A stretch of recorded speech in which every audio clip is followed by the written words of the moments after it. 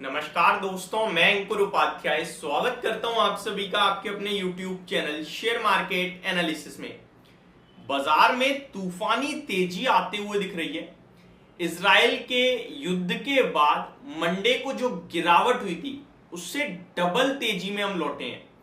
देखा जाए तो बीते कुछ दिनों मतलब आप सितंबर सेकेंड हाफ से लेकर अगर अभी तक का हाल देखेंगे तो आप हाईएस्ट लेवल पे आकर खड़े हो गए हैं। निफ्टी के लिए एक हर्डल बना हुआ था 19,750 का, उसके ऊपर आराम से टिक रहे हैं। बाजार आपका ओवरबॉट जोन में है, लेकिन फिर भी कोई करेक्शन की अभी तो उम्मीद नहीं दिख रही है। अब ऐसे में यहां से कैसे पोजीशन को बनानी चाहिए, क्या और लॉन्ग ऐड करें या फिर हल्का प्रॉफिट बुक करने का ये समय आ गया है।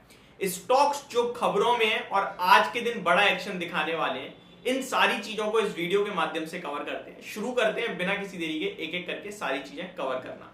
सबसे पहले तो कल ही मैंने आप सभी के साथ शेयर किया था कि मेरे को लगता है 50 से 70 पॉइंट्स का मूव और निफ्टी में आना चाहिए, और इसी के चलते टेलीग्राम पे हमने एक कॉल ऑप्शन भी दिया है। बट क्योंकि टेलीग्राम पे 16 पॉइंट के स्टॉप लॉस पे मैंने कटवा दी पोजीशन, अदरवाइज आज तो मजा ही आ जाता। बट कटवाने के पीछे का रीजन ये था कि ओवरबॉट हो गए थे कल ही हम, और कैरी फॉरवर्ड करना ऐसे माहौल में मेरे को कंफर्ट नहीं देता। तो एक ट्रेडर जब हम ट्रेडिंग करते हैं तो हमारे लिए डिसिप्लिन बहुत इंपॉर्टेंट हो जाता है। वैसे नॉर्मली मैं ट्रेडिंग प्रेफर करता नहीं हूं, मैं इन्वेस्टमेंट प्रेफर करता हूं। अब अगर यहाँ पे बात की जाए क्या करना चाहिए, तो निफ्टी डेफिनेटली बहुत ही अच्छा प्लेस्ड है। मैं सिर्फ इतना कहना चाहूंगा कि अगर किसी की लॉन्ग पोजीशन है तो आप 19,700 का स्टॉप लॉस रख सकते हैं, तो बहुत अच्छी बात है। कोई करेक्शन मिल जाए 50 पॉइंट्स की, 19,770 750 के पास पहुंच जाए तो 19,700 का स्टॉप लॉस रखिए, और आपके लिए जो टारगेट निकलेंगे वो सीधे 20,000 तक के निकल के आएंगे। यानी कि आप 100 पॉइंट्स 50 पॉइंट्स का स्टॉप लॉस रख के लगभग 250 पॉइंट्स तक का मूव प्ले कर सकते हैं। इसको आराम से होल्ड करना, और इसको ऑप्शंस के जरिए प्ले मत करना, वरना थीटा डीके मार देगा। ठीक है जी। अब ये एक ही नेगेटिव चीज है, वो है ओवरबॉट जोन में हम लोग। बैंक निफ्टी में ऊपर से प्रॉफिट बुकिंग आ भी रही है, अगर ओवरबॉट जोन में नहीं होते तो फिर मेरे को बहुत कंफर्ट आ जाता। ग्लोबल मार्केट से बहुत अच्छे संकेत आ रहे हैं, स्पेशली अमेरिका के बाजार से। यूएस मार्केट जिस वजह से गिरा था उनकी ट्रेजरी यील्ड बढ़ने के कारण, कल ट्रेजरी यील्ड घटी है। साथ ही साथ फेड की तरफ से कुछ अनाउंसमेंट भी आ रही है, जहां पे उनके 2 मेंबर्स ये मान के चल रहे हैं कि नवंबर में फेड को रेट हाइक नहीं करना चाहिए, क्योंकि हम अभी कंफर्टेबल पोजीशन में हैं। तो ये बाजार को बहुत पसंद आया, जिसके बाद अमेरिका के मार्केट में तेजी आई।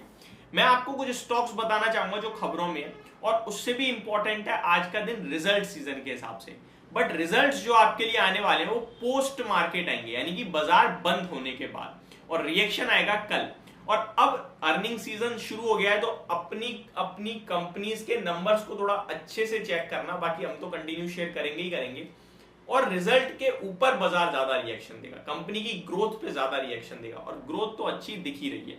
अब मैं पहले अभी आज के लिए बता दूं तो MCX, Shiva cement, Tata power, SpiceJet, Bajaj auto, Thermax, Phoenix mills, Birla corp and bank of Baroda, ये कुछ स्टॉक है जो खबरों में है। एक एक करके सारी खबर भी शेयर करता हूँ शॉर्ट में।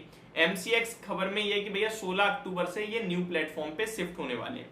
शिवा सीमेंट की तरफ से company says got consent to operate from Odisha pollution board to increase production capacity, तो ये खबर है। टाटा पावर की खबर की बात की जाए तो Bridgestone India partners Tata power to install EV chargers at dealership. इनके तो मतलब हर एक ब्रांड के साथ ऑलमोस्ट पार्टनरशिप हो ही चुकी है, अभी ब्रिजस्टोन के साथ भी होते हुए दिख रही है। स्पाइस जेट ने खबर दी है कि company tells NCLT it is in final stage of settlement, तो बढ़िया बात है।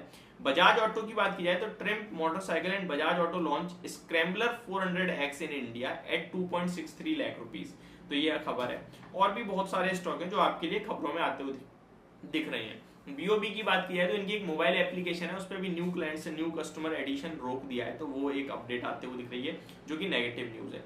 अब बाकी बात करी जाए आप सभी के साथ, तो कल का एफआईआई का डाटा बहुत इंटरेस्टिंग है। कैश मार्केट में एफआईआई ने जरूर 1000 करोड़ की बिकवाली करी है, लेकिन फ्यूचर्स में 4,500 करोड़ की बड़ी बाइंग है, और फ्यूचर्स की बाइंग अपने आप में इंपॉर्टेंट होती है, क्योंकि 1 लाख में जहां आप कैश में 100 शेयर लेते हैं, वहीं 1 लाख में फ्यूचर्स में उसी स्टॉक के लगभग आप 250 ले लेते हैं, 250 भी नहीं 300 भी ले लेते हैं कभी बार। तो फ्यूचर्स की बाइंग अपने आप में बड़ी बाइंग मानी जाती है।